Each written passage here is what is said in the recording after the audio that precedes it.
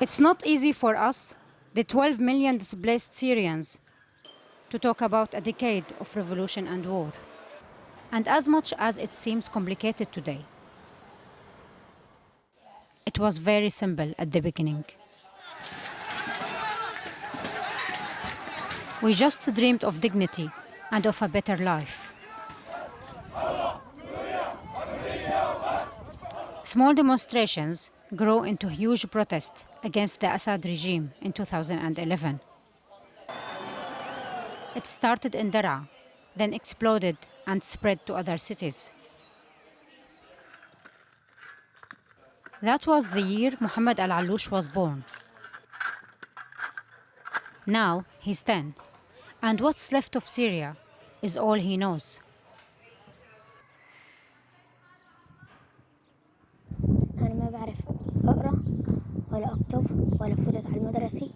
أنا بشتغل مع أبوي. أنا ما بحب أشتغل يعني أنا كتير بتعب فيه.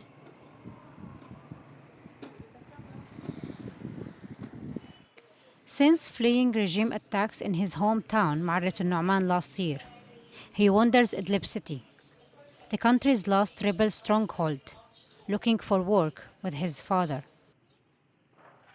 The days are long and tedious, filled with fear and hard labor.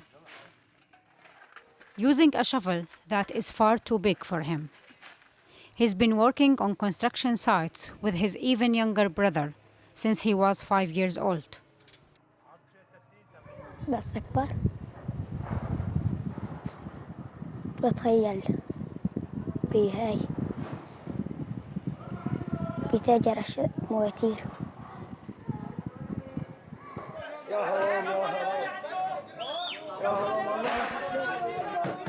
A generation has been lost to trauma.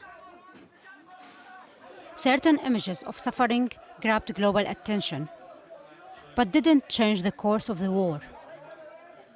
And so Assad's attacks grew more and more unspeakable. They targeted schools, hospitals, and repeatedly used chemical weapons on civilians. More than 5.5 million Syrians were forced to flee, many to refugee camps in neighboring countries. Hajja Fadwa is 64 years old. She now lives in Shatila camp in Beirut. أنا ما بقدر أحكي عليهم كتير أصلاً أنا ما بقدر أشوف صورهم كتير. As a Palestinian Syrian, pain has shaped her whole life. She had 6 children. She lost 2 boys and her husband in the last 10 years. One son was killed by a sniper in a besieged neighborhood in Damascus. والله هاي الفترة اللي أنا مرقتها يعني خليط من الحزن والأمل، خليط من الحب، خليط من الفرح.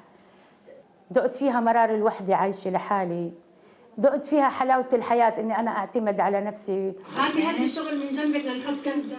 Fadwa's days are spent working with the Sabbara group, women in the camp who support their families by hand-making clothing to sell. They share their suffering and also their hope. والله بتمنى من كل قلبي إنه سوريا يعني أغمض وأفتح ويكون اللي أنا هذا مرأة فيه عبارة عن كابوس مزعج وأطلع منه. This is the Syria the regime wants us to see and hear. Loud chants of love for Assad. But what about those who have no voice, who can't criticize the government or speak without fear? A young woman from Damascus has written to us. We've protected her identity. I wanted to write about a normal day here, but my city is alien to its people. I think the living are the ones who are hurting. Queues wherever you go, at the supermarkets, bakeries, gas stations. Damascus has truly become the city of queues. Life is difficult, but she looks hard for reasons to keep going. A young man who works with me was a child 10 years ago. He's displaced and his father and brother are both detainees. When he tells me his university grades are excellent, a light shines inside me. With every grade, every child back in school, every mother feeding her children, every laugh, I think of people united by their losses under the sky of an old city. Afra Hashim loved being a teacher in Syria. She was separated from her family for 10 months after leaving the country, having survived the siege of Aleppo. They were reunited in London just before Christmas. She may have left Syria, but she's not going to give up on her country or her dream.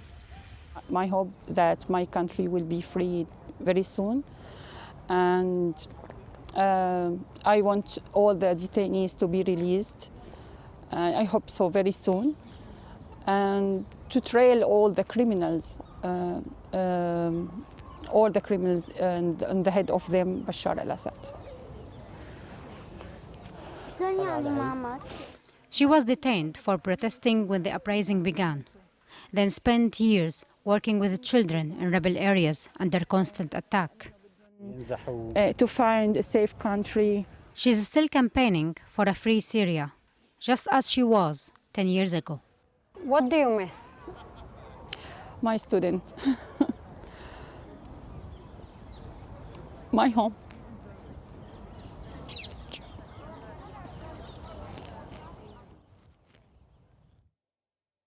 Waad and her husband Hamza have recorded an episode of our podcast, The Forecast, reflecting on the past 10 years and what the future holds for them and for Syria.